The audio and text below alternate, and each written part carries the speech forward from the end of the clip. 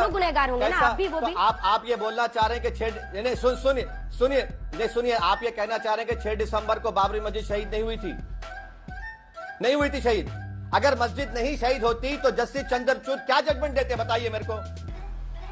मस्जिद किसने शहीद की? फिर मैंने शहीद की मस्जिद को। क्यों सर्वे से पता चलेगा? क्यों सर्वे होगा? मैं जाकर कल अर्जी डाल दूंगा, प्रधानमंत्री के घर में नीचे मस्जिद थी। क्या करेंगे आप? खुदाई का ऑर्डर दे देंगे मुझे? मैं कल जाके बोलूंगा कि पार्लियामेंट के नीचे कुछ और था, आप खुदाई का ऑर्डर दे देंगे मुझे? मजाक है क्या? देश चलाना कोई मजाक है? कल मैं जाके बोलूंगा कि भाई वहां पर कोई मुसलमान जाके बोलेगा नहीं ये जो जगह किसी इबादत गाह की नहीं है, मेरी है। नमस्कार दोस्तों, स्वागत है आप सभी का हमारे फैमिली डिबेट शो में। दोस्तों आज का डिबेट नहीं, एक इंटरव्यू है जो होने वाला है ओवैसी असदुद्दीन की, जो अंजना ओम कश्यप उनसे इंटरव्यू ले रही हैं। तो दोस्तों ये डिबेट के साथ साथ एक इंटरव्यू ऐसा है जिसे देखकर आप दंग रह जाएंगे, क्योंकि अंजना ओम कश्यप ऐसे सवाल पूछा जा रहा है जिससे ओवैसी जवाब तो देते नजर आ रहे हैं, लेकिन उसको घुमा फिरा के ही नजर आ रहे हैं। जब भी अंजना ओम कश्यप एक पर्चे की बात करती हैं तभी ओवैसी इधर उधर बातों को घुमा फिरा के उल्टा सीधा जवाब देते नजर आ रहे हैं। तो दोस्तों हमें अनुरोध है कि इस ओवैसी को इस तरह देखिए आप लोग कि इसको पूरा ही वॉच करिए, और मेरा आशा है कि इस इंटरव्यू में क्या क्या ये बोल रहे हैं इनकी बातों को ध्यान से सुनिए, और इस वीडियो को लाइक और चैनल को सब्सक्राइब और इसे शेयर करना मत, क्योंकि दोस्तों अभी तक आपने बहुत ही प्यार सपोर्ट दिखा। इसी तरह इस ओवैसी को भी देखिए और प्यार सपोर्ट मुझे दिखाइए। इसी तरह इस वीडियो को चलिए बिना समय बर्बाद किए इस डिबेट को जल्द से जल्द इंटरव्यू को स्टार्ट करते हैं। क्या हो रहा है देश में? तो देश में यह हो रहा है कि हिंदू सेना के अध्यक्ष विष्णु गुप्ता की ओर से दायर याचिका को अजमेर सिविल कोर्ट ने स्वीकार कर लिया है।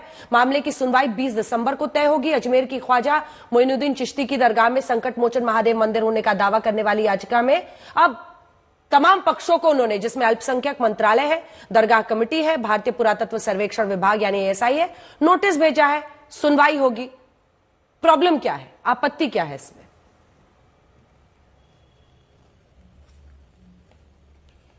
प्रॉब्लम यह है कि ख्वाजा अजमेरी की जो दरगाह है वो 800 साल से है, और दरगाह शरीफ पे कभी भी ऐसा कोई क्लेम नहीं उठा। आज आप 800 साल के बाद ये क्लेम कर रहे हैं कि वो दरगाह नहीं है ख्वाजा अजमेरी की। करना क्या चाहते हैं आप? देखिए, दरगाह शरीफ में तो हर साल नरेंद्र मोदी चादर भिजाते हैं, कई प्रधानमंत्री ने चादर भिजाया। हमारे पड़ोसी 2 ममालिक वो डिप्लोमेसी के नाम पर डेलीगेशन भी करते हैं, डेलीगेशन भी जाते, ऑफिशियल डेलीगेशन। मकसद एक ही है कि जितने मुसलमानों की मसाजिद और दरगाहें हैं वहां पर ये तमाम BJP sponsored directly indirectly RSS के जो ये लोग हैं इनको इस्तेमाल करके एक माहौल पैदा किया जा रहा है। आप क्या ख्वाजा अजमेरी की दरगाह पर कैसे आप बताइए। अलाउद्दीन खिलजी के जमाने से अगर आप अमीर खुसरो की किताब देखेंगे मैडम, जिसका नाम है खजाइन फुतूहा, उसमें जिक्र है। फिर मुगलों का दौर रहा, उसके बाद मुगल खत्म हुए, मराठाज आए। मराठाज ने जब कमजोर पड़े तो अजमेर को 18,000 रुपये में अंग्रेजों को बेच दिया। फिर जितने राजस्थान के जितने 22 रॉयल फैमिलीज हैं, और खुद जयपुर के बादशाह ने 40,000 तोला सिल्वर दिया दरगाह शरीफ को। आप इससे जिन लोगों का कॉन्फिडेंस कोर्ट पर है उस हटाना चाह रहे हैं। आप एक लॉ एंड ऑर्डर का मसला पैदा करना चाह रहे हैं, सोशल इंस्टेबिलिटी आप देश में पैदा करना चाह रहे हैं। और ख्वाजा अजमेरी की जो दरगाह है सुल्तान हिंद की, पूरे दुनिया से लोग आते हैं। आप मैसेज क्या दे रहे हैं? आपको तो अब यूएस गवर्नमेंट के स्टेट डिपार्टमेंट की फ्रीडम ऑफ रिलीजन की रिपोर्ट की जरूरत ही नहीं है भारत के बारे में लिखने की।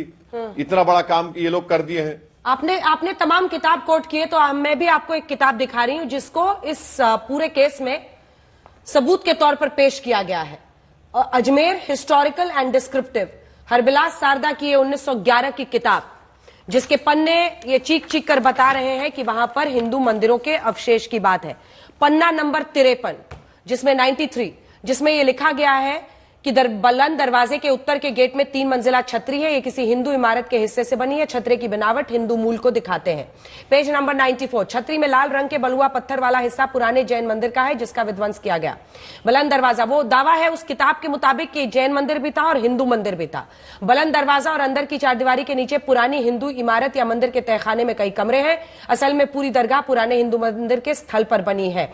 इसी के साथ मंदिर में महादेव की तस्वीर है। परंपरा के मुताबिक तहखाने के अंदर मंदिर में महादेव की तस्वीर है, जिस पर रोज ब्राह्मण परिवार पूजा करता था। आज भी दरगाह में घड़ियाली की वो परंपरा है। इस पर धूल डाल दी जाए, इस पर कालीन बिछा दी जाए, क्या एक समाज का हक नहीं है कि वो अपने इतिहास को जान पाए? नहीं तो आप ये कह रहे हैं कि जो किताब में शारदा ने लिखा ट्रेडिशन की बुनियाद पर, कहां है प्रूफ? कहां है बताइए, कहां है प्रूफ? ट्रेडिशन सर्वे से पता चलेगा। यानी जो भी, क्यों सर्वे से पता चलेगा? क्यों सर्वे होगा? मैं जाकर कल अर्जी डाल दूंगा, प्रधानमंत्री के घर में नीचे मस्जिद थी, क्या करेंगे आप? खुदाई का ऑर्डर दे देंगे मुझे? मैं कल जाके बोलूंगा कि पार्लियामेंट के नीचे कुछ और था, आप खुदाई का ऑर्डर दे देंगे मुझे? मजाक है क्या? देश चलाना कोई मजाक है? कल मैं जाके बोलूंगा कि भाई वहां पर कोई मुसलमान जाके बोलेगा नहीं ये जो जगह किसी इबादत गाह की नहीं है, मेरी है। कहां आप लेकर जाना चाहते हैं देश को? ये इस तरह से आप कोई भी कुछ लिख देगा, बेवकूफ पागल बातें कोई लिख देगा। हम मालूम है तेरे बाप को मत सिखा। ट्रेडिशन क्या ट्रेडिशन है? कौन से ट्रेडिशन की आप बात कर रहे हैं? इसीलिए मुझे मालूम था कि आप बोलेंगे। मैं आपको 13 सेंचुरी किताब अमीर खुसरो की कोट किया हूं। प्रधानमंत्री जितने हैं वो वहां पर चादर बेचते हैं, आज आकर आप बोल रहे हैं ये होगा। सर आप तो दावे की जो बात कर रहे हैं, नहीं सुनिए ना वैसी साहब, वक्फ वाले यही कर रहे हैं।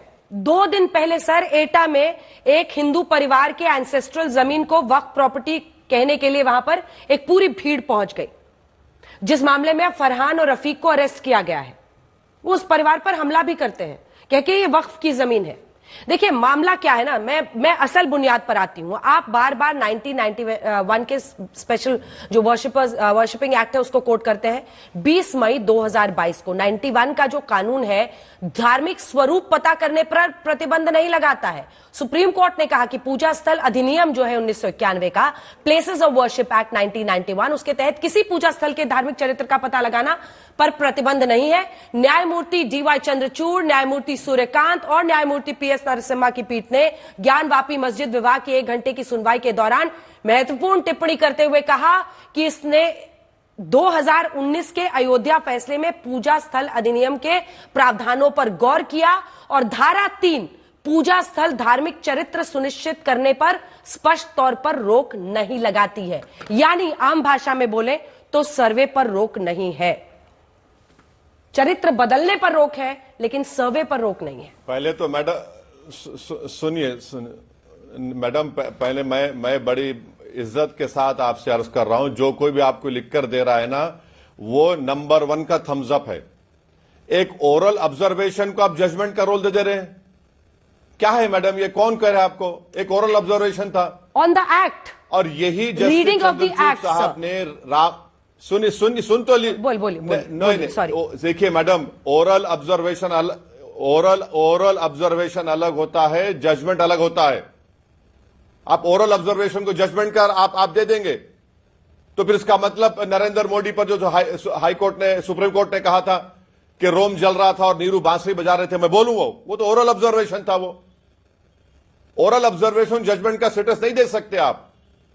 मैं आपको बता रहा हूं कि बाबरी मस्जिद के केस में नॉन डिट्रोगेशन के प्रिंसिपल की बात हुई थी, और क्यों हुई थी? भारत जो है आर्टिकल 21 ICESCR का सिग्नेटरी है। नवतेज का केस है सुप्रीम कोर्ट का। आप खुद कह दिए हैं कि प्लेसेस ऑफ वर्शिप एक्ट में आप नहीं बदल सकते उसको। अब आप कैसे बदलेंगे उसको, बताइए आप। अब मैं बोलूं क्या? सर्वे किस? हाँ बोलिए। सर मैंने ये नहीं कहा कि ये कोर्ट का फैसला था, मैंने कहा ये उनका इंटरप्रिटेशन ऑफ द एक्ट है। जिसमें वो कह रहे हैं कि चरित्र को बदलने पर तो पूरी तरह नहीं, से नहीं, रोक है, नहीं, लेकिन नो, अगर नो, वर्शिप, नो। एक second, places of worship act में अगर कहीं नहीं। पर लिखा हुआ है, आप लाइन निकाल के मुझे दिखा दीजिए कि चरित्र पता करने पर भी रोक है। एक बात सुनिए मैडम, जब पार्लियामेंट में कानून बन गया कि 15 अगस्त 47 को जिस किसी समुदाय का रिलीजियस प्लेस होगा वो सील हो गया, कुछ चेंज नहीं होगा। जब वो सील हो चुका है तो एसेटन की कहां बात आ रही है? आप तो पार्लियामेंट के जो कानून बनाने के तरीके से आगे जा रहे हैं और वो एक ओरल ऑब्जर्वेशन को आप जजमेंट का रूप दे रहे हैं। आज भी सुप्रीम कोर्ट में पेंडिंग है वो, और सुप्रीम कोर्ट सुनवाई करेगा उस बारे में। सर मैं तो कह रही हूं अगर उस फिर एक्ट बताइए में, आप आखिर एक्ट में प्लेस ऑफ ये वर्शिप एक्ट किस लिए रहेगा फिर? एक्ट में अगर ये लूपहोल है तो आप बैरिस्टर हैं, आप कुछ कीजिए ना, जाइए ना इन लोगों की बिना पर आपके। देखिए मेरा अब असल सवाल पर आते हैं, वैसे साहब को मेरे साथ दिखाइए एक बार असल सवाल सर, और एकदम दो टूक सवाल पूछ रही हूँ, सीधा सवाल। मैं बोलता हूं। पहले सुनिए सर, सवाल सुनिए please sir, please listen to my question. My question is कि जब एटा में वक्फ की जमीन है, ये परिवार की जमीन नहीं है, ये वक्फ की जमीन है, ऐसा कहकर भीड़ हमला कर देती है, तब कुछ नहीं बोलना है। लेकिन अगर हिंदू पक्ष कोर्ट में जाके कहता है कि हमें सर्वे करने दीजिए, हमें पता करने दीजिए कि ये मस्जिद थी या मंदिर था, तो ऐसे में ये गलत है, ये कैसे चलेगा सर? बिल्कुल चलेगा, क्योंकि भारत की सबसे बड़ी पंचायत लोकसभा राज्यसभा ने कानून बना दिया है। आप कानून के खिलाफ कैसे जाएंगे? अब रहा सवाल वक्फ की प्रॉपर्टीज का, तो आप सीओ को बुला लीजिए उत्तर प्रदेश के, जो भी है शिया सुन्नी के, उनसे पूछिए। अगर वक्फ की प्रॉपर्टी है तो वक्फ की प्रॉपर्टी है। पंजाब हरियाणा हाईकोर्ट का 2 दिन पुराना जजमेंट है कि अगर उसका गजीट है कि वो वक्फ है तो वक्फ रहेगा वो। पंजाब हरियाणा हाईकोर्ट का 2 दिन पुराना जजमेंट आपको बोल रहा हूं मैं। आप देखिए, आप ये बताना चाह रहे हैं कि हम पूरे मुसलमानों की जितनी मसाजिद दरगाह हैं वो गलत है, ये बोल दीजिए ना, ये बोल दीजिए कि हाँ पूरी गलत है, तो फिर कानून क्यों है? कानून को हटा दीजिए आप। और अगर तुम लोग नए हो तो सब्सक्राइब करो, वो जो लाल वाला बटन है उस पर फूट फेंक के मारो या फिर मोमबत्ती, मुझे नहीं पता, बस क्लिक हो जाना चाहिए। तो दोस्तों आपने देखा होगा कि ओवैसी इंटरव्यू को लेकर बहुत ही थोड़ा घबरा भी जाते हैं, क्योंकि अंजना ओम कश्यप घुमा फिरा के बातें तो करती हैं लेकिन हर बातों को सही प्रकार से ही करती हैं। इसी बातें लेकर ओवैसी जवाब देते तो नजर आ रहा है, लेकिन वो थोड़ा सा दंग हो जा रहा है। तो दोस्तों कैसा लगा आपको इंटरव्यू, हमें कमेंट बॉक्स में बता सकते हैं, और इस वीडियो को लाइक शेयर सब्सक्राइब करना मत भूलिए, क्योंकि दोस्तों आपके थोड़े से ही सपोर्ट से मैं आगे बढ़ सकती हूँ, और ऐसे इसी प्रकार के इंटरव्यू डिबेट मैं इस चैनल पर नए नए लाती रहूँगी। और दोस्तों अगर मेरे कोई इंटरव्यू में या मेरे डिबेट में गलती हो भी रहा है, उसके लिए मैं क्षमा मांगती हूँ, और मेरे गलती को सुधार करने के लिए आप कमेंट बॉक्स में बता सकते हैं, जिससे मैं नया नया डिबेट और हर चीज़ों की जानकारी जान सकूँ। तब तक के लिए मुझे इजाज़त, फिर मिलते हैं एक नया इंटरव्यू एक नया डिबेट के साथ। तब तक के लिए नमस्कार।